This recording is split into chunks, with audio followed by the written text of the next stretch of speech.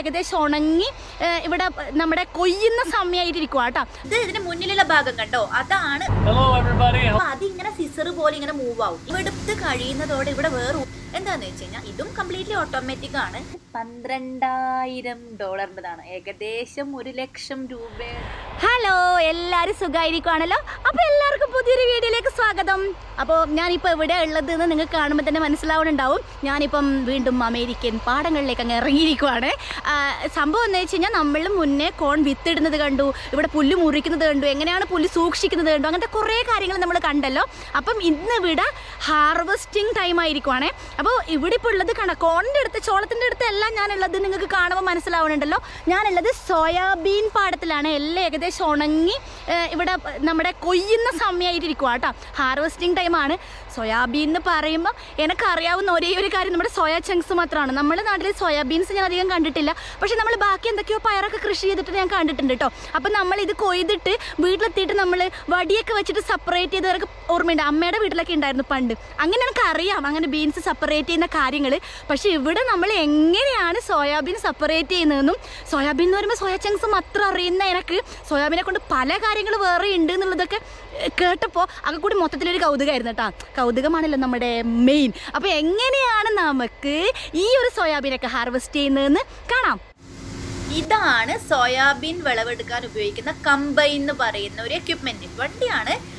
ഇതിന്റെ മുന്നിലുള്ള ഭാഗം കണ്ടോ, അതാണ്. അത് ഓരോ വിളവിനനുസരിച്ചിട്ട് മാറും കേട്ടോ. നമ്മളിപ്പോൾ സോയാബീൻ ആയതുകൊണ്ട് ഇതിന്റെ മുന്നിലുള്ള ഈ ഒരു ഭാഗം ഇങ്ങനെയായിരിക്കും. ചോളം ആണെങ്കിൽ വേറെ ഏതായിരിക്കും. നമ്മളിപ്പം കമ്പൈനകത്താണുള്ളത്, സോയാബീൻ സെപ്പറേറ്റ് ചെയ്തെടുക്കുന്ന കമ്പൈനകത്ത്. അപ്പൊ നമ്മുടെ കൂടെ ഇപ്പോൾ ഉള്ളത് ഹീഫാണ്. അപ്പൊ പുള്ളിയാണ് ഈ ഒരു കമ്പൈൻ മാനേജ് ചെയ്യുന്നത്. Hello everybody, I hope everyone's doing well and have a good day. First we'll turn on the rotor, which turns on the machine that's actually separating the crop. Okay. Then the feeder. So we talked about those knives are going back and forth. Yes. The reel will bring the crop in.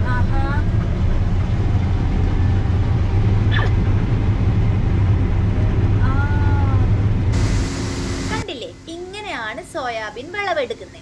ഇത് completely computer controlled ആണ് കേട്ടോ.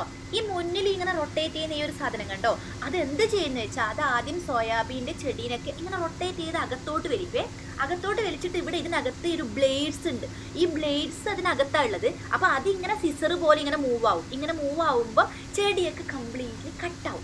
ചെടി complete മുറിഞ്ഞിട്ട് ഇതിൻ്റെ അകത്തോട്ടേക്ക് പോവേ. ഇതിൻ്റെ അകത്ത് rotor എന്ന് പറഞ്ഞൊരു സാധനമുണ്ട്. അതാണ് ഈ സോയാബീൻ്റെ ഷെല്ലിൽ നിന്ന് സോയാബീനെ വേർതിരിക്കുന്നത്. എന്നിട്ട് ഈ സോയാബീൻ ഈ ഒരു കമ്പൈനകത്ത് തന്നെ സ്റ്റോർ ചെയ്യും. അപ്പോൾ ബാക്കി വരുന്ന ചെടിയും ഈ ഇതിൻ്റെ ഷെല്ലും കാര്യങ്ങളൊക്കെ കംപ്ലീറ്റ്ലി ക്രഷ് ചെയ്തിട്ട് ഇവിടെ ഫീൽഡ് തന്നെ ഇടുവാണ് ചെയ്യുന്നത്. ഇവിടെ നമുക്ക് കാണാൻ പറ്റും ഇതിനകത്ത് ഫില്ലാവുന്നതൊക്കെ. Here in that grain cart, which will go to the semi and to our bins or elevator. This is for oil, right? It depends what processor it goes to. Some processors do it for different oils. There's hundreds of different products that are made. With soybean? From soybeans. Really? Many different products. So I know only soybean, that one, and soybean oil only. Yep, there's oil. A lot of it. Hundreds products with soybean. And corn and soybeans. There's hundreds of different products that are used. So it all depends on what end user. So how many rows one time you are harvesting? This will take 14 rows. 14 rows. 14 നിരകളാട്ടോ ഒരു പ്രാവശ്യം വിളവെടുക്കാൻ പറ്റുന്ന അത്രയും വലിയ നീളമുള്ളതാണ് ഈ കമ്പൈൻ്റെ മുന്നിൽ ഘടിപ്പിച്ചിരിക്കുന്ന സാധനം. അത് പലതിനും പലതായിരിക്കും. അത് വ്യത്യാസം ഉണ്ടാവും. 14 ഉള്ളതുണ്ടാവും, അതിൽ കൂടുതലുള്ളതുണ്ടാവും, ഇതിൽ കുറവുള്ളതുണ്ടാവും കേട്ടോ. അത് ഡിപ്പെൻസ്, ഓരോ കമ്പൈനനുസരിച്ച് മാറിക്കൊണ്ടിരിക്കും. ഇതിനിടയ്ക്ക് ഏറ്റവും അധികം ഇൻട്രസ്റ്റിംഗ് ആയി തോന്നിയൊരു കാര്യം എന്താ അറിയാവോ, ഇത് വിളവെടുത്ത് കഴിയുന്നതോടെ ഇവിടെ വേറെ ഒരു സാധനം പോലും ഇവിടെ എക്സ്ട്രാ ഉണ്ടാവുന്നില്ല. ചെടി പോലും ആ ഒരു ബാക്കി വരുന്ന, ഇപ്പം നമ്മുടെ നാട്ടിൽ ഉഴുന്നൊക്കെ നമ്മൾ കൃഷി ചെയ്ത് കഴിഞ്ഞ് കഴിഞ്ഞാൽ ഉഴുന്ന് നമ്മൾ വടി കൊണ്ട് സെപ്പറേറ്റ് ചെയ്ത് കഴിഞ്ഞ് കഴിഞ്ഞാൽ ആ ഉഴുന്നിൻ്റെ ചെടി നമുക്ക് അവിടെ ബാക്കി നമ്മുടെ മുന്നിൽ മുറ്റത്തൊക്കെ കാണും അല്ലേ. നമ്മളത് പിന്നെ സംസ്കരിക്കാൻ വേണ്ടി വേറെ കളിക്കണം. പക്ഷേ ഇവിടെ എല്ലാം ഈ ഒരു ഇതിനോടെ തീർന്നു. നമ്മൾ ഈ ഒരു ബീൻസ് സെപ്പറേറ്റ് ചെയ്യുകയും ചെയ്തു, പക്ഷെ ബാക്കിയുള്ള ചെടികളൊക്കെ അവിടെ തന്നെ അത് ക്രഷ് ചെയ്ത് കളയുകയും ചെയ്തു. സോയാബീൻ ഇങ്ങനെ സ്റ്റോർ ചെയ്തത് കാണാൻ നല്ല രസമുണ്ട്. ഇത് ഈ ഗ്ലാസ്സിനകത്തൂടെയുള്ള പിക്ചറാണ്. എങ്ങനെയും എനിക്ക് അത് നമുക്ക് പൊന്തിച്ചിട്ടെടുക്കാൻ പറ്റില്ലായിരുന്നേ. ഞാൻ മുന്നേ പല കൃഷി വീഡിയോകൾ ചെയ്തിട്ടുണ്ട്. ആ സമയത്തൊക്കെ ഞാൻ പറഞ്ഞിട്ടുണ്ട് ഇവിടുത്തെ ഒരുവിധ എല്ലാ വണ്ടികളും ഓട്ടോമാറ്റിക് ആണ് വർക്ക് ചെയ്യുന്നത്. അതുകൊണ്ടാണല്ലോ അധികം പണിക്കാരില്ലാത്തത്. ഒരു വണ്ടിയും 1-2 ആൾക്കാരും മാത്രമാണ് ഫീൽഡിൽ കാണുന്നത്. പക്ഷെ മുന്നേ നമ്മൾ കണ്ട കൃഷി വീഡിയോ ഒന്നും ഈ ഒരു കമ്പൈൻ എന്ന് പറഞ്ഞ വണ്ടിക്ക് ചെറിയൊരു വ്യത്യാസമുണ്ട്. എന്താണെന്ന് വെച്ച് കഴിഞ്ഞാൽ ഇതും കംപ്ലീറ്റ്ലി ഓട്ടോമാറ്റിക് ആണ്. അപ്പോൾ നമ്മൾ ഇതിനകത്തൊരു കമ്പ്യൂട്ടർ സ്ക്രീൻ ഉണ്ട് കേട്ടോ. അപ്പോൾ ആ കമ്പ്യൂട്ടർ സ്ക്രീനിനകത്ത് നമുക്ക് എത്രമാത്രം കണ്ടോ, ഈ കമ്പ്യൂട്ടർ സ്ക്രീനകത്ത് നമുക്ക് എത്രമാത്രം വിളവെടുത്ത ഏരിയ ഏതാണെന്നൊക്കെ കാണാൻ പറ്റും. അപ്പം വിളവെടുക്കാത്ത ഏരിയയും വിളവെടുത്ത ഏരിയ ഒക്കെ ഇവർക്ക് കാണാൻ പറ്റും. കണ്ടോ, ഇവർക്ക് ഇതൊക്കെ കൺട്രോൾ ചെയ്യാൻ പറ്റും. ഇത് GPS-ആയിട്ട് കണക്റ്റഡ് ഒക്കെയാണ്. പക്ഷേ ഈ മുന്നേ കണ്ട ആ ഒരു കമ്പ്യൂട്ടർ സ്ക്രീനും ഇതും തമ്മിലുള്ള വ്യത്യാസം എന്താണെന്ന് വെച്ച് കഴിഞ്ഞാൽ ഇതിനകത്ത് തന്നെ കണ്ടോ കളറിൽ ഈ പച്ച കളർ കാണുന്ന ഏരിയ ഒക്കെ ഇവർ ഓൾറെഡി വിളവെടുത്ത ഏരിയകളാണ്. അപ്പം ഇതിനകത്ത് തന്നെ കളർ വ്യത്യാസമുണ്ട്. കണ്ടോ, പച്ചക്ക് ഇച്ചിരി മഞ്ഞയുണ്ട്, അങ്ങനെ പല പല കളർ വ്യത്യാസങ്ങളുണ്ട്. ആ വ്യത്യാസത്തിൻ്റെ കാര്യം നല്ല ഗ്രീൻ കളറുള്ള ഭാഗങ്ങളിലൊക്കെ നല്ല ഈൽഡ് ഉണ്ടായ ഏരിയകളാണ്, നല്ല വിളവെടുത്ത ഏരിയകളാണ്, നന്നായിട്ട് വിളവ് കിട്ടിയിട്ടുണ്ട്. ബാക്കി കളർ വ്യത്യാസമുള്ള ഏരിയ എന്ന് പറഞ്ഞു കഴിഞ്ഞാൽ അധികം വിളവ് ഇല്ലാത്ത, കുറച്ച് വിളവെടുപ്പ് കിട്ടിയ ഈൽഡ് കുറച്ച് കുറഞ്ഞ ഏരിയകളാണ്. അപ്പോൾ അവർക്കത് നെക്സ്റ്റ് അടുത്ത വർഷം ആകുമ്പോഴേക്കും ഇവർക്ക് അതിൻ്റെ ഒരു കാരണം കണ്ടുപിടിക്കാൻ വേണമെങ്കിൽ എന്തുകൊണ്ടാണ് അതവിടെ കുറഞ്ഞത്, വിളവെടുപ്പ് കുറവാണല്ലോ, അപ്പോൾ അവിടെ വേണമെങ്കിൽ വേറെ കൃഷി ചെയ്യാം, അല്ലെങ്കിൽ അതിൻ്റെ കാരണം കണ്ടുപിടിച്ചിട്ട് അതിന് വേണ്ടുന്ന മാറ്റങ്ങൾ വരുത്താം. അങ്ങനെ പല ഒരു ഉപകാരങ്ങളുണ്ട്. കാരണം വിളവെടുപ്പ് കുറഞ്ഞ ഏരിയയും കൂടിയ ഏരിയയും ഒക്കെ കണ്ടുപിടിക്കാൻ പറ്റുന്ന ഒരു ഗുണം കൂടി ഈ ഒരു കമ്പൈനുണ്ട് കേട്ടോ. ഇങ്ങനെ നമ്മൾ കുറേ സമയം വിളവെടുത്തുകൊണ്ടിരിക്കുന്ന സമയത്ത് ഈ കമ്പൈനകത്ത് നമ്മൾ ചെയ്തുകൊണ്ടിരിക്കുമ്പോൾ ഹീഫ് തന്നെയായിരുന്നു കേട്ടോ ഡ്രൈവ് ചെയ്തുകൊണ്ടിരുന്നത്.